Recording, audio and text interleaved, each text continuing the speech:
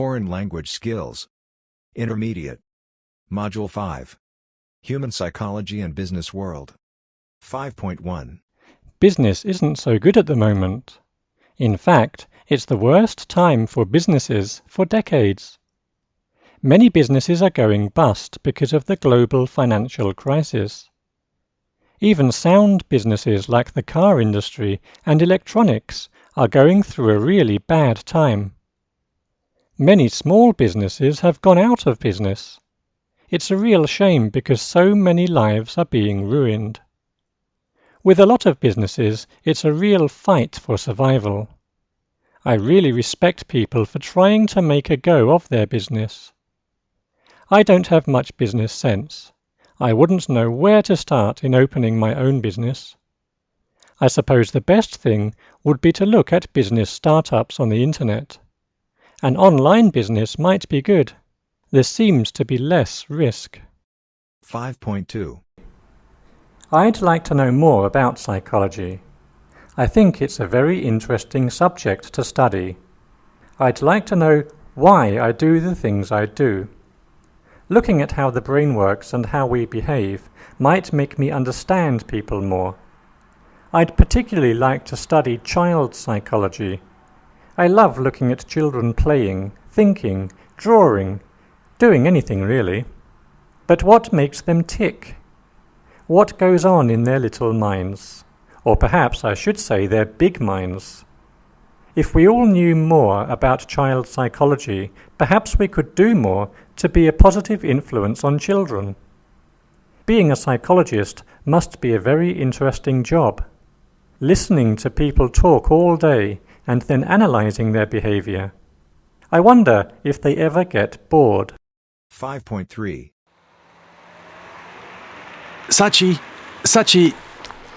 Sachiko. Francesco, is everything okay? Yes. Sorry. I saw you and I was across the street. I ran. I see. What's up? Do you have the tickets for the play? No, I don't. I'm going to buy them this afternoon. Oh, good. Listen, don't buy tickets for this Friday. Oh, why not? I can't go to the theatre on Friday. Something's come up. I have a concert this Friday. Another concert?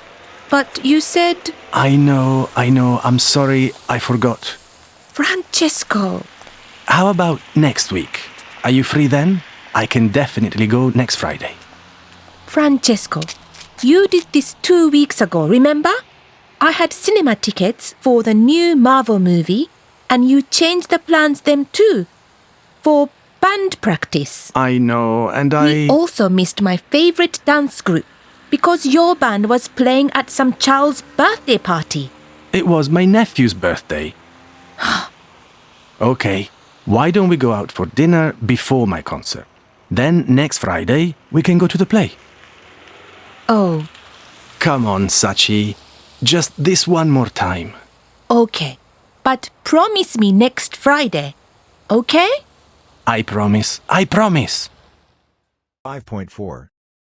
In North America, many young people attend high school, college, or university.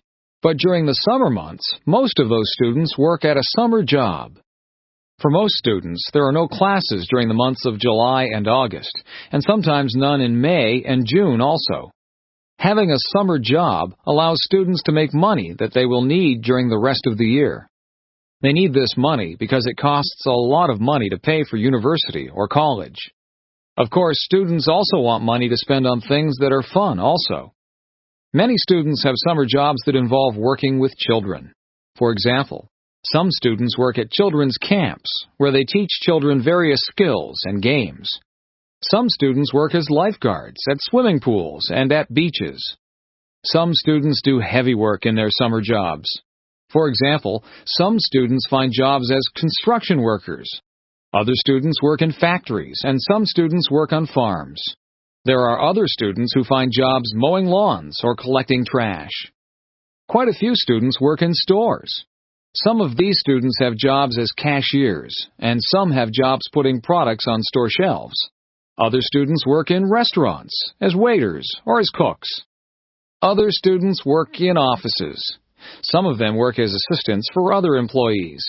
Their tasks might include typing letters, programming computers, or delivering mail. Some students enjoy their summer jobs very much, and they find those jobs to be a pleasant break from studying. Other students do not really enjoy summer jobs, but find their jobs to be a nice way to make new friends. But nearly all students who have summer jobs are pleased to have the chance to earn some extra money. 5.5. Good morning, everyone. On today's show, we've got Chris Benson with us, the author of No More 9 to 5, the new best-selling book about work-life balance in the current working world. Good morning, Chris. Thanks for coming. Thanks for having me, Anna. So, Chris, tell us about your book and how the concept of a work-life balance has been changing. Well, in the more traditional workplaces, people's working lives and their private lives are, or were, clearly divided. People often work from 9 in the morning until 5 or 6 in the evening. People sometimes stay late in the office and work in the evenings. This is called working overtime. Okay, and what else? Well, in these environments, it isn't common for people to work at the weekend or while they're on holiday. They can clearly separate their working lives and their private lives. And the evenings, weekends, and holidays are free to focus on non-work areas of life, such as hobbies, interests, sports, spending time with the family and friends, and so on. It's important and healthy not to spend all your time just working, right? Right. So, what has changed? How are things different now? Well, for a start, most people can now access their work emails from their mobile phones, so they are more likely to quickly reply to an important mail in the evening or at the weekend. The same goes for laptops. It's easier to access your work in the evenings from home or even from your hotel when you're on holiday. That doesn't sound like much of a work-life balance. It sounds like all work. Exactly. But this new mobility brings a lot of advantages with it. More people are now able to work flexibly.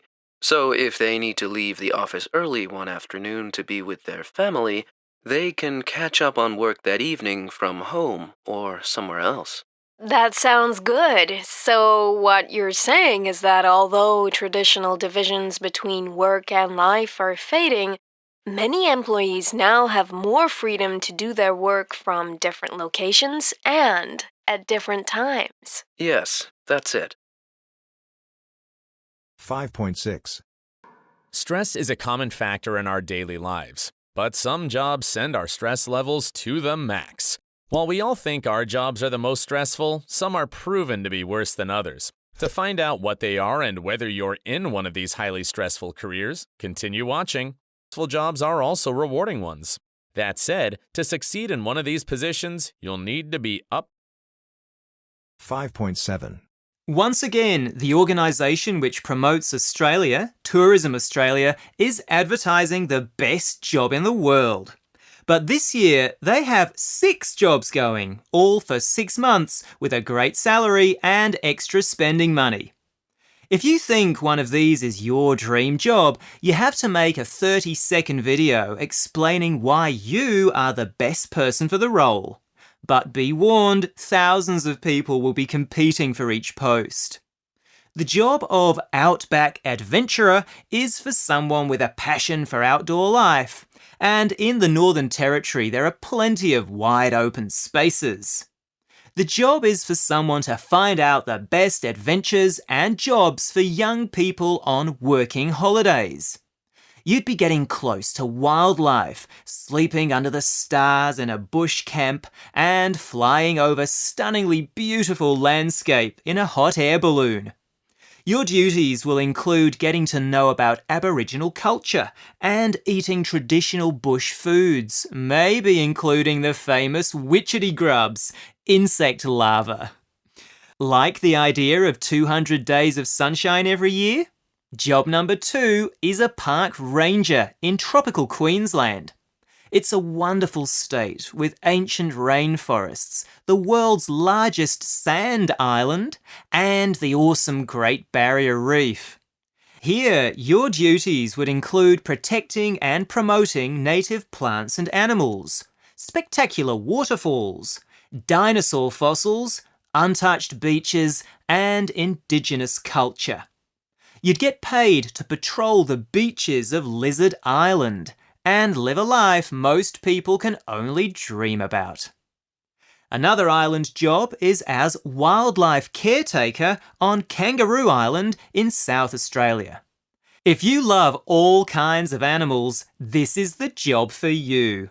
The advert says you'll be able to talk to wallabies, a kind of small kangaroo, play with dolphins, cuddle koalas, and sunbathe with seals on the unspoilt beach at Seal Bay. You would get about the island on foot, by bicycle, kayak or boat, taking photos and leaving only footprints. There is one potential drawback though. You'd need to be pretty brave since you might come face to face with great white sharks. Maybe you are not quite so keen on the great outdoors and your talents are more journalistic. If you fancy feature writing, photography, and making videos, you can apply for the position of lifestyle photojournalist for Time Out in Melbourne. You would be required to photograph and write about the city's coolest cafes and musical events. But you'd also cover tourist activities in the whole state of Victoria, including surfing on the Great Ocean Road, skiing at Mount Hotham, or watching the little penguins at Phillip Island. Are you a foodie? Do you know about food as well as love eating it? If the answer's yes, you can apply for the role of Taste Master in Western Australia. Your job will be to promote the best restaurants, pubs, wineries, and breweries. You'd also catch fresh seafood off the beautiful coast and learn all about making wine and beer. Finally, a fantastic job in Sydney. We've all seen those amazing firework displays in Sydney Harbour. Well, you could be one of the people making that happen next year. New South Wales is looking for a chief funster who would be based in Sydney while travelling around the state and tweeting about the coolest things going on. This job would appeal to someone interested in everything: sports, the arts, entertainment, food. You'd also be involved in making the Sydney Festival, Mardi Gras, and Vivid Festival as spectacular and as fun as possible. 5.8. I think technology in general has been worked into everyone's day-to-day life. It is the first thing I do when I wake up and when I go to bed. It's easy to just pick up your phone, turn it on. Call a ride and just go wherever you want. New places to eat, new places to explore. It's great to stay in touch. I met my girlfriend on online dating apps, so I'd say that's a positive right there. Do you feel like you're in control of technology or is technology in control of you? Oof. Oh, it's definitely more in control of me. My biggest issue with it is knowing when to stop. 5 and 10 minutes here and there, I feel like takes up a bunch of my day. I feel like it's in control of me, like if my phone's dead for like half the day or something and I'm going crazy. I think my math grade is the way it is because of my phone. Now I notice my eyes are like a little, like I blink a little bit more, they get tired. He should just throw his phone away.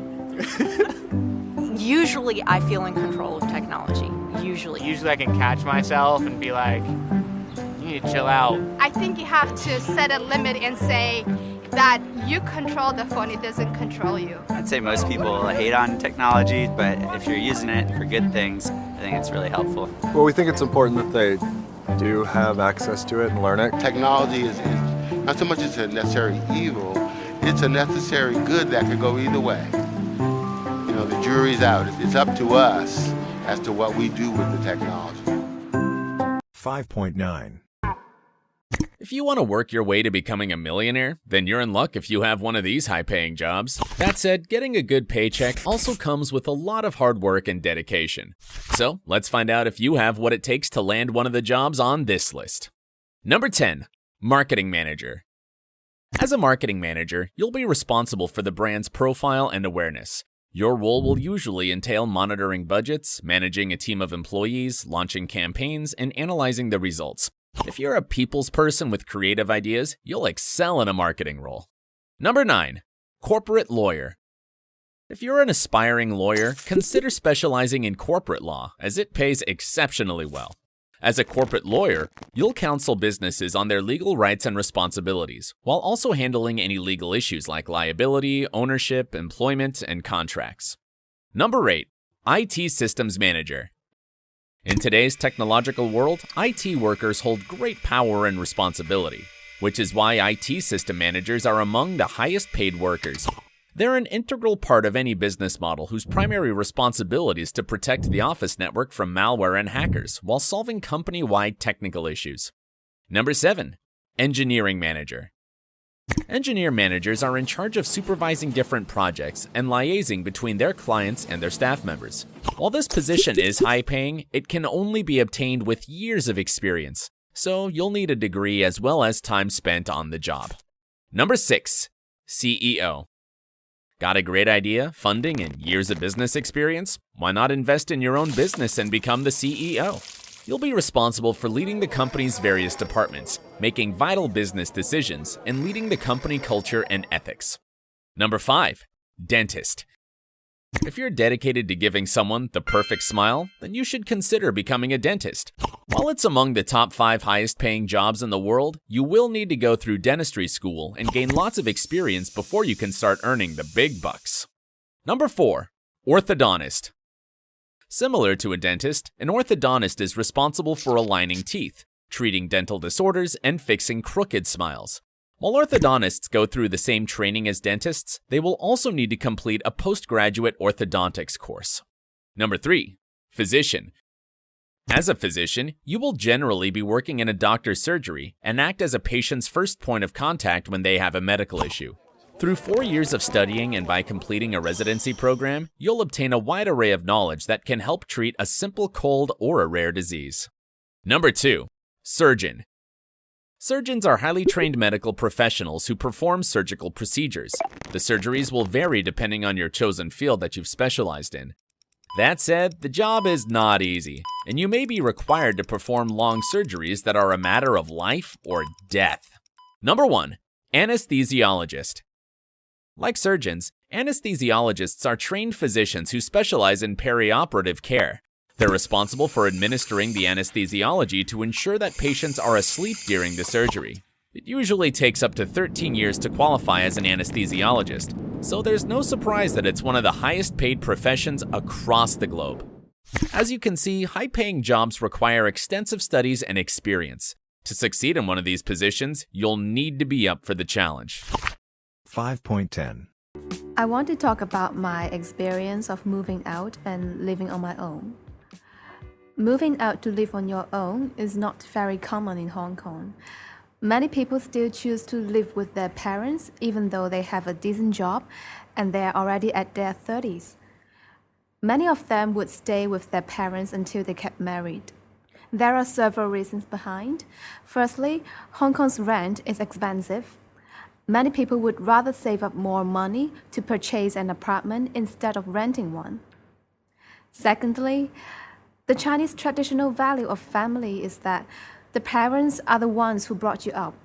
When you become an adult, you should also take good care of your parents and you should spend more time to be with them. And of course, there are people who are still dependent on their parents for food, clothing, household chores, etc.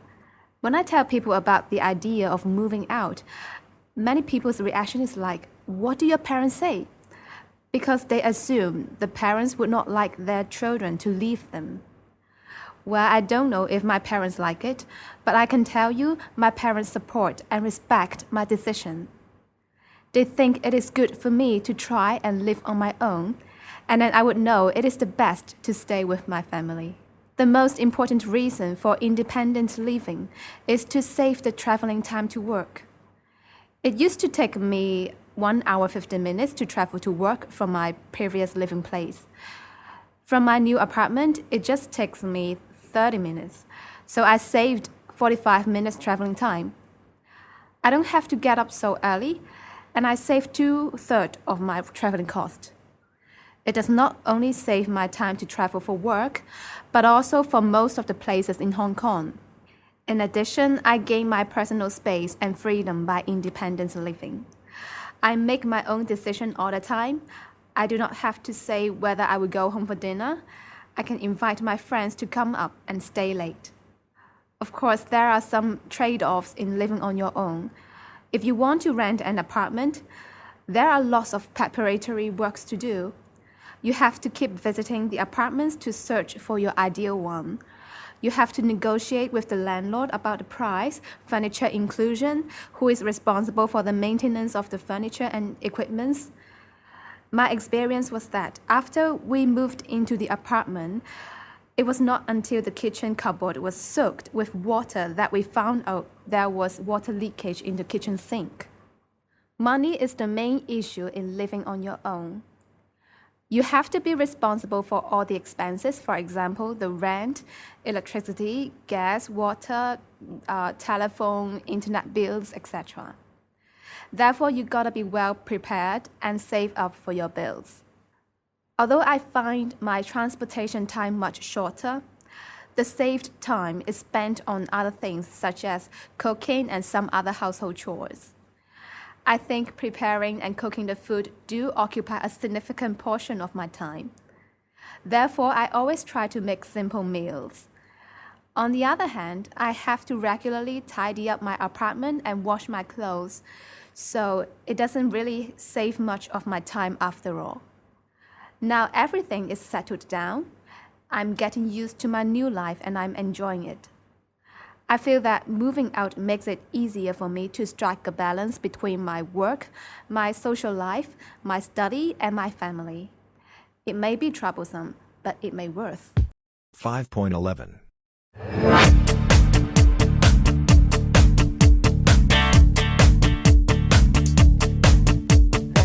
Great Britain is a country full of bright business ideas, and the people behind these ideas are great entrepreneurs.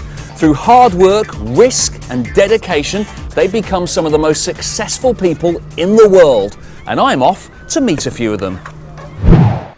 Oxford is home to one of the world's greatest entrepreneurs, Sir Richard Branson. He's one of the best known faces of business in Britain and Britain's 4th richest citizen. Wonder where I am on that list. Richard Branson's success started when he opened his first record shop in Oxford Street, London in 1971, and he never looked back. His success rocketed, from launching his own record label, Virgin Records, to creating the hugely successful Virgin Atlantic Airways, and he's now worth an estimated $4.2 billion. I've been lucky enough to be invited to Richard Branson's home, and I'm really excited about it. I'm hoping to find out the secret of his success. Thank you very much. Thank you. So Richard, you are one of the world's greatest entrepreneurs, not just in Britain.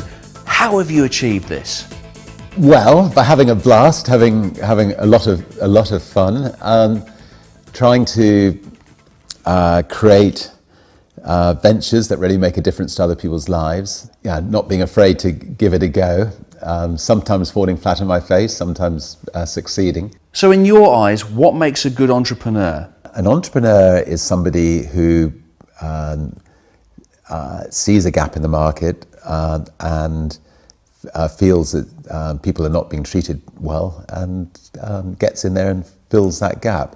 An entrepreneur is somebody who believes in what they're doing 100%, who acts with integrity, who realizes that their reputation is all they've got in life, and sets about to create a great brand. Richard's entrepreneurial spirit has led to Virgin's success, and he's not alone. Britain is a great place to do business. Any advice for me? Don't try to do everything yourself. Try to find people who are better than you. Learn the art of delegation early on. Make sure that all the people who are working for you have fun in what they're doing, because 90% of your life seems to be spent at work. So make sure it's enjoyable. And screw it, just do it. Just get on with it.